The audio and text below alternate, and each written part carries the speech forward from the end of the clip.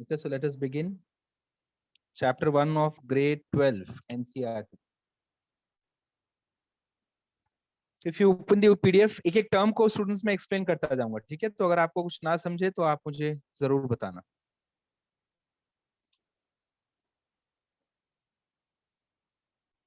All right, so page number 1. First of all, उन्होंने define किया what is lifespan. So lifespan क्या है students? What is lifespan?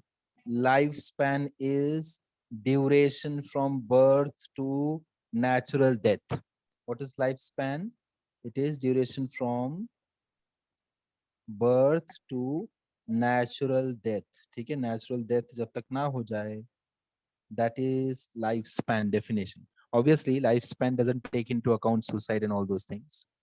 So next, उसके बाद हमने क्या दिया है? उसके बाद फर्स्ट पेज पे और क्या क्या काम का है आपके लिए? So first पेज पे they have also mentioned कि lifespan of organisms do not correlate with this size. It is not necessary कि जो size of organism रहेगा उसके हिसाब से उसका lifespan भी रहेगा, ऐसा जरूरी नहीं है.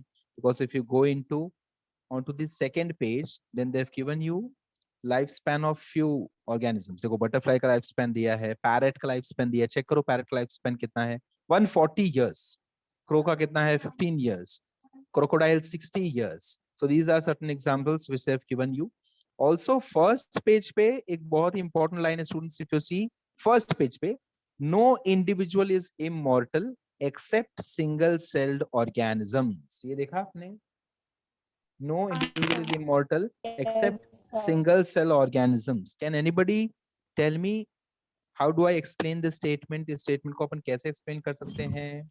Because they do asexual reproduction and form clones. Cell division होते रहता है. Very good, correct answer है. Because उनमें cell division होते रहता है, they perform asexual cell division. So when a single cell divides, वो क्या produce करेगा? Two daughter cells. And these two daughter cells, obviously one of them, I can say logically कि वो खुद parent है ना, parent ही divide हो गया दो cells, है ना? So उसका death हुआ ही नहीं. So therefore single celled organisms are immortal. Logically we can say that. Okay. I Next. didn't get you. Will you repeat? ये देखिए. So what is immortal? Immortal मतलब death नहीं होगा, जिंदा रहेगा हमेशा हमेशा के लिए. That is immortal. समझा? अभी देख से चल. Now suppose this is a single celled organism. Okay, single celled organism. ये मैंने nucleus भी बना दिया इसका. Okay, अब ये कैसे divide करेगा? Suppose it is dividing by fragmentation or else simple fission. Binary fission लेता हूँ, चल binary fission. So कैसे divide होगा binary fission से? इस तरह से it will give you two cells. Correct? One cell will divide into two cells, right? Yes. है ना? So can I say कि ये वाले cell का death हो गया? Can I say that? पुराने वाले सेल का डेथ हो गया, ऐसा बोल सकता हूँ क्या मैं? ये वाला जो पेरेंट है उसका डेथ हो गया. Will you say this? या फिर you will say कि पुराना जो पेरेंट सेल है, this parent cell has divided to give two daughter cells. Correct? Parent cell का डेथ नहीं हुआ, पेरेंट सेल डिवाइड हो गया into two forms, into two cells, and those two cells are known as daughter cells. Right? Understood? So parent cell का death नहीं हुआ इस case में. इसका डेथ हो गया क्या? नहीं. अगर इसका डेथ हो जाएगा तो डॉटर सेल्स ही कैसे बनेंगे? समझ में आई बात? Yes, sir. Therefore we say कि they are immortal, single celled organisms, unicellular. Yes. Sir अगर स्पोरिलेशन हुआ तो भी उसको मतलब इमॉर्टल ही बोलेंगे? हाँ, स्पोरिलेशन में भी सेम कंसेप्ट है. स्पोर फॉर्मेशन, माइटोसिस वहां भी इन्वॉल्व है. Spore formation. बट स्पोरिलेशन कब होगा? Sporulation you have to remember students, sporulation तब होता है फेवरेबल कंडीशन. हाँ, अनफेवरेबल कंडीशन में a layer is formed and उस लेयर के अंदर बहुत सारे डिवीजन होंगे. Finally when the conditions are favourable, layer would be lost and spores will be released out to give new organisms. हम लोग उस पे भी देखेंगे आज वो टॉपिक भी कवर करेंगे. ठीक है, चलो I will go back to your textbook now. First page पे इतना ही चीजें काम की हैं. You can go through the content also. Second page पे they have given you years, ages दिए हैं आपको, लाइफ स्पैन दिया है. थर्ड पेज पे आई will go students. So on third page they have defined you reproduction. Reproduction के कितने types होते हैं? लेट अस सी रिप्रोडक्शन के types students. Types of reproduction. Asexual. Correct. So reproduction we can say has two types, है ना, two types होंगे. कौन से दो टाइप हैं स्टूडेंट्स? सबसे पहले I will say Sexual. sexual reproduction and I will Sexual say reproduction. asexual reproduction. Very good. Sexual reproduction and asexual reproduction. I can also say sexual reproduction will involve, it will involve male and female, male and female. And more specifically, I will say it will involve male gamete and female gamete. कुछ याद आ रहा है? Male gamete and female gamete. However, in case of asexual reproduction, I will say just a single parent is involved. So only one parent. Over here in sexual, we saw two parents are involved, male and female, mother and father, है ना, technically speaking. Over here, I will say single parent or single organism is more than enough to produce new offsprings. Okay, so if you want, you can take a screenshot. Sexual, asexual. Sexual may we need two parents, male and female. Asexual may we need just one parent. Single parent का ये process होता है. Now, over here itself, you can recognize clones and sexual reproduction जो organisms होते हैं, उनके बीच में हम यहाँ पे question आपको पूछ सकते हैं. देखो कैसे question आएगा? Question ये आएगा students. Organisms or offsprings which are product of sexual reproduction. Okay, offsprings that are product of sexual reproduction. So sexual reproduction से जो offsprings produce होंगे, those offsprings are not identical. They are not identical to parents. है ना? ये जो offsprings यहाँ से आएंगे, इस reproduction के जो offsprings होंगे students, sexual reproduction के जो offsprings होते हैं, are they identical? बताओ, are they identical? No, sir. No, sir. No, sir. Not No, to they are not correctly. identical. They are not identical. They are not identical. Why? Identical नहीं होंगे sir, but उनके थोड़े थोड़े characteristics आएंगे sir offsprings में.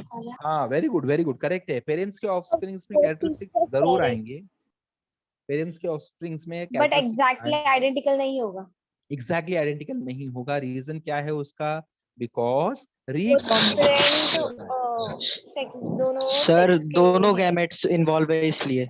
Correct है, दोनों gametes involve, इसलिए दोनों गैमेट्स में से मेल एंड फीमेल गैमेट के जो हैप्लॉइड जो क्रोमोसोम्स आ रहे हैं, one set of chromosomes are coming from the male part, Recombination of genetic father. material. Correct है. And the second set of chromosomes are coming from the mother. And ये दोनों chromosomes के रिकॉम्बिनेशंस होंगे meiosis के वक्त. याद आ रहा है आपको? Synapsis and meiosis, recombinations, yes sir. सारे concepts इन्वॉल्व हो जाएंगे. And therefore I can see mixture of characteristics.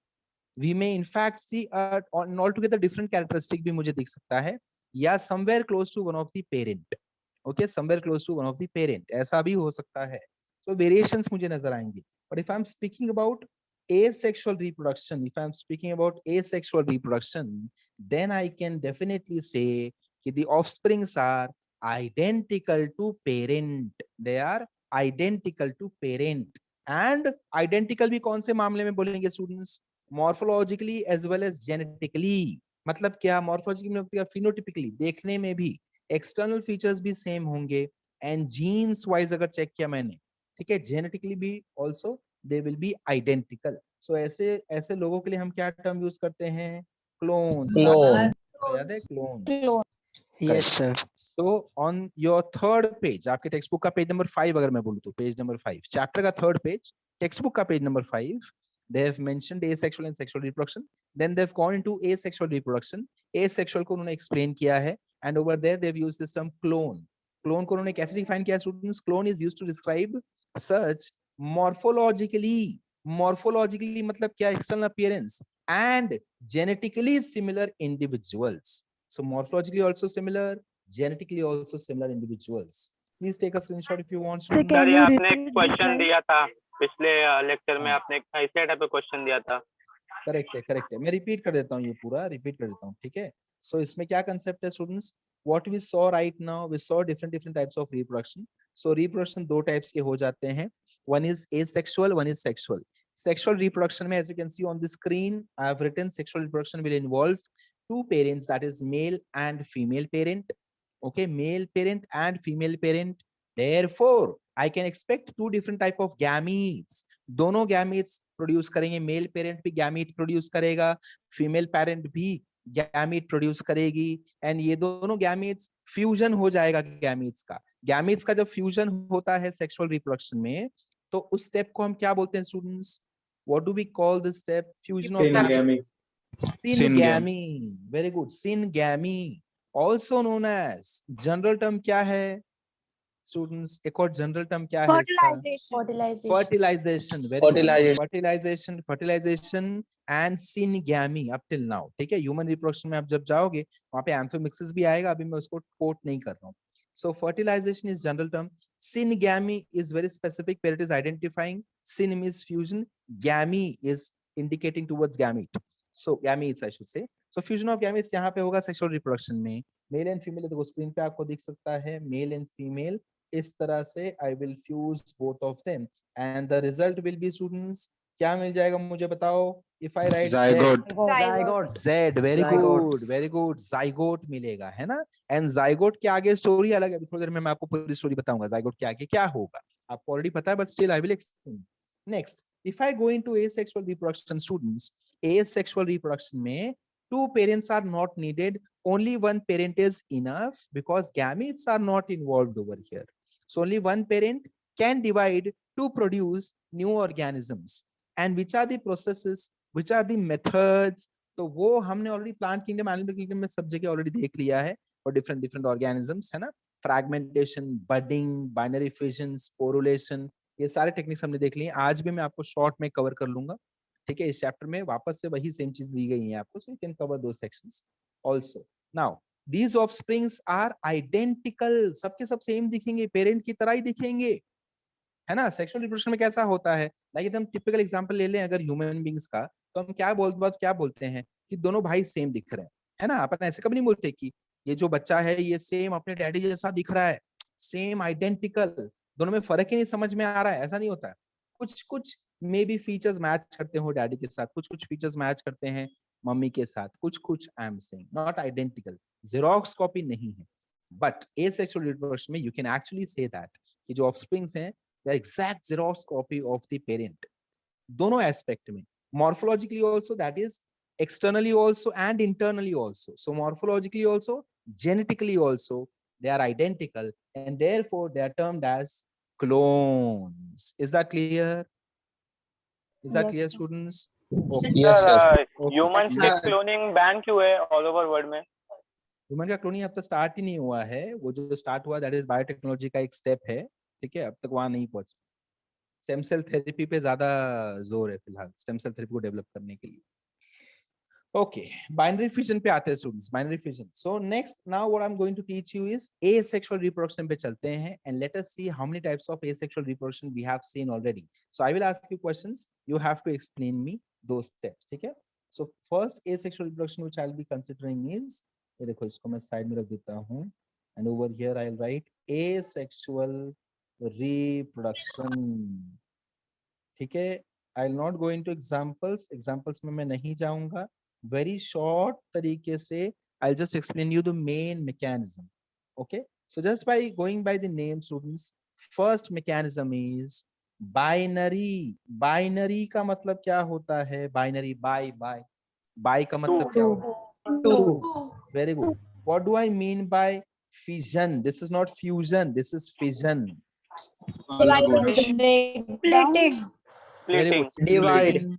Divides. More specifically, it is break, degrade. ठीक है, अभी यहाँ पे degradation अप्लाई नहीं करना है, but it is breaking, degradation and dividing. आप इससे हिसाब से specifically गए तो division है. So binary fission means what?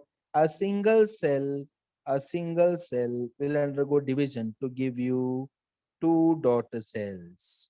That is simple binary fission. Simple Two binary identical fission. daughter cells, na sir? Identical is very important to use. Correct, identical.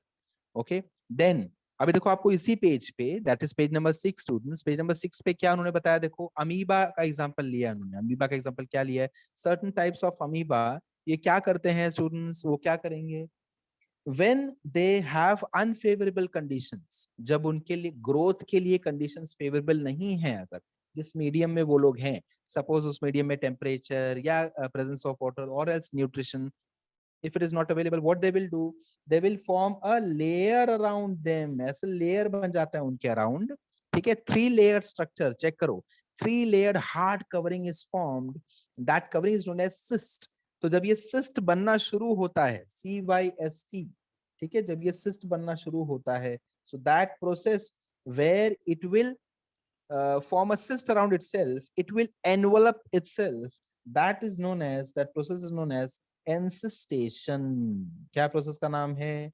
एंसिस्टेशन। जहां पे So अपने where this around, word is given? Okay, it is given on page number 6, page number 6 last में तुम check कर, 1 2 3 4 5 6th line, It is highlighted. 6th line पे bold किया है word को, एंसिस्टेशन। मिल गया? नहीं। पेज नंबर 6 पे जाना है, जो टेक्स्ट बुक पे पेज नंबर लिखा है उसके हिसाब से, पेज हाँ, नंबर वहीं पे हो। 6। तो वहां पे एंसिस्टेशन नहीं मिला, बोल्ड में किया है, बोल्ड में लिखा है। नीचे से लाइन काउंट कर, 1 2 3 4 5 6, 6th लाइन नीचे से मिला। ये सेक्सुअल रिप्रोडक्शन स्ट्रक्चर, वो ज़ोपोर्स, वो सब है वहाँ ना? हाँ करेक्ट है, उसके नीचे रीड कर, पैराग्राफ में जा।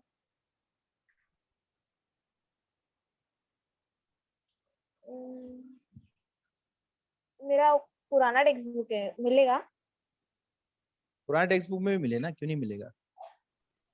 नहीं दिया है सर। नहीं दिए। ओके, दैट मींस तुझे नया टेक्स्ट बुक लेना पड़ेगा।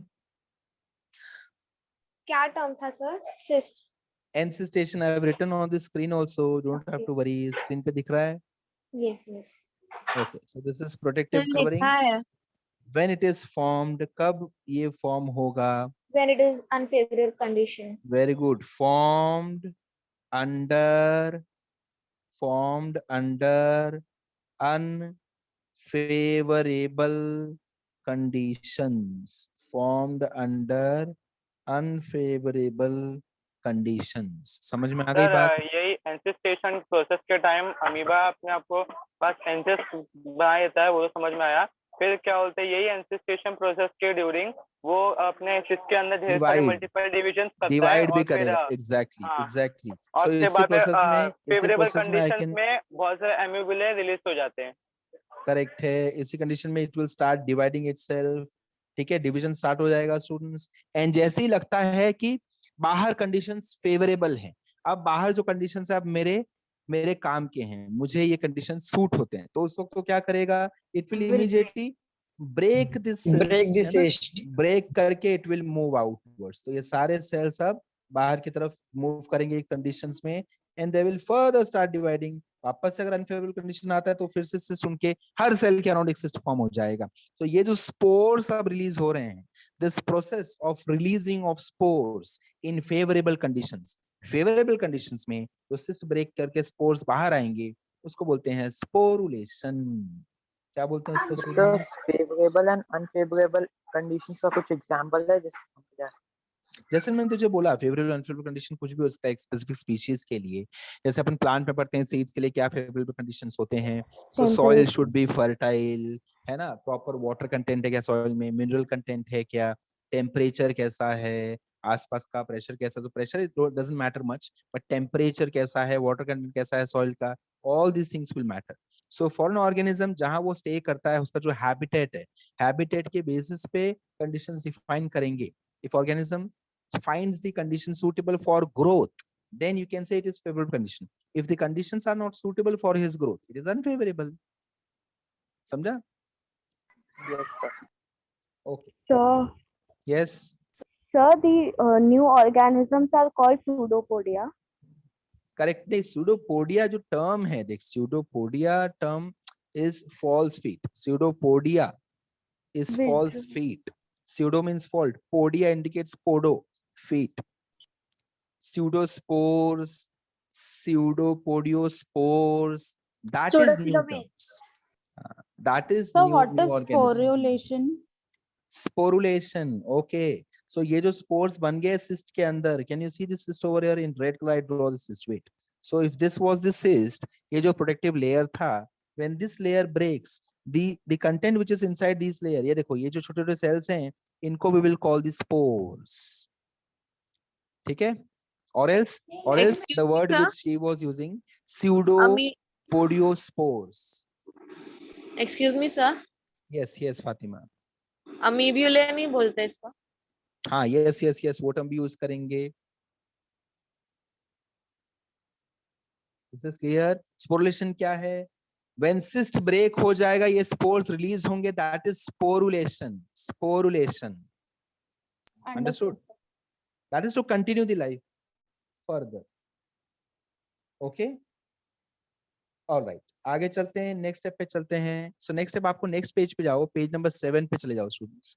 पेज नंबर 7 पे now they have explained you, they have given you different examples. Example दिया है, हर एक स्ट्रक्चर बताया, उसका एक एग्जांपल दिया है. So you have to learn this examples. आपने इनमें से कुछ एग्जांपल्स ऑलरेडी कवर किया होगा ग्रेड 11, ऑलरेडी कवर कर लिया होगा ग्रेड 11. नाउ यहाँ पे एक इंपॉर्टेंट टर्म दिया है स्टूडेंट्स, पेज नंबर 7 पे. If you notice last paragraph पे, अपार्ट फ्रॉम दीज एग्जांपल्स जो हमने ऑलरेडी मॉर्फोलॉजी में भी कवर किए हैं, कुछ आपने फर्स्ट यूनिट में भी कवर किया होगा 11th स्टैंडर्ड में.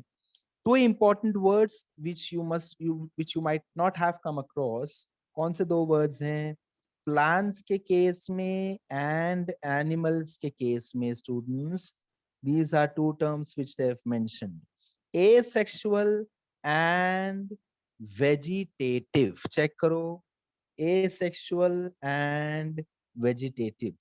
So asexual is generally used in case of animals, okay, and vegetative is generally used, generally I am saying, generally used in case of plants. So कभी कभी asexual भी आप कहाँ से केस में आपको कहीं कहीं यूज किया कोई कंटेंट में, but generally it is vegetative. So these are equivalent terms हैं, ये दोनों equivalent terms हैं, but किसको कहाँ पे यूज किया जाता है? Animals के केस में asexual, plants के केस में they will use vegetative. Excuse Then me, sir. yes, So what is the meaning of unambiguously? unambiguously. Okay, रुक जा पहले वो लाइन बोलता हूँ, तुझे मीनिंग उसका समझाता हूँ. कहाँ है? अच्छा, टर्म Sir, कहाँ पे after है? asexual So is last used paragraph, ambiguous. second line. Yeah. Second First line, sir. हाँ, okay.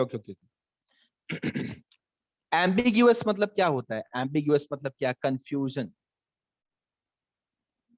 ठीक है, there is an ambiguity behind this. So I'm not clear regarding this. I'm still unclear. यहाँ पे क्या लिखा है? While in animals and the term asexual is used unambiguously with proper clarity. हमको पता है उसके बारे में. So मतलब एकदम distinctively it is used, exclusively, distinctively, without any confusion. Okay. Yes. Sir, will you explain vegetative propagation little extra?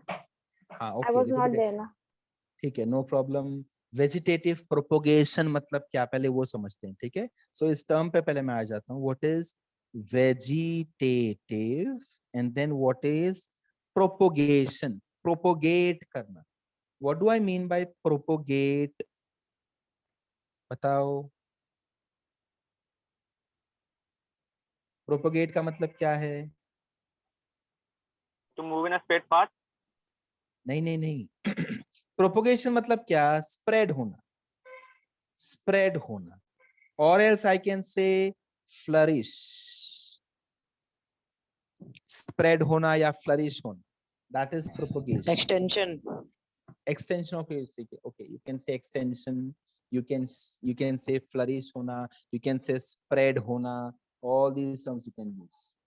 Just a second.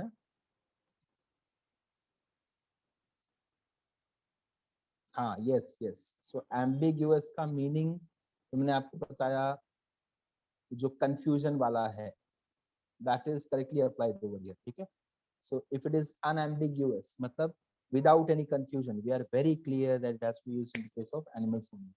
Okay. Vegetative में आता हूँ. Vegetative students, what is vegetative? So vegetative में क्या क्या आएगा? Whenever I hear this term vegetative in case of plants, तो मैं दो चीजों के साथ इसको कोरिलेट करता हूँ. कौन सी दो चीजें स्टूडेंट्स? कौन सी दो चीजें? So generally it is concerned with growth against spreading of generations. Also it is correlated with nutrition. ठीक है, न्यूट्रिशन के साथ इसको कोरिलेट कर सकते हो आप, ये दो टर्म्स साथ वी कैन कोरिलेट.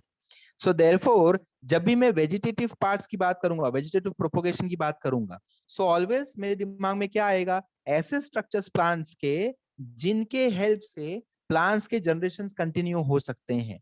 जैसे कि बड के बारे में आपने सुना होगा, floral buds, vegetative buds. So vegetative buds will give rise to branches which will help to grow. Vegetative buds can also give rise to leaves which will help you for nourishment. सुना है ये terms? Yes, sir. बताओ मुझे, vegetative types of birds में पढ़ा है, types of birds कितने types of birds होते हैं? बड मतलब क्या, BUD की बात कर रहा हूँ. वो मेरिस्टेमेटिक टिश्यू रह जाता है ना पीछे.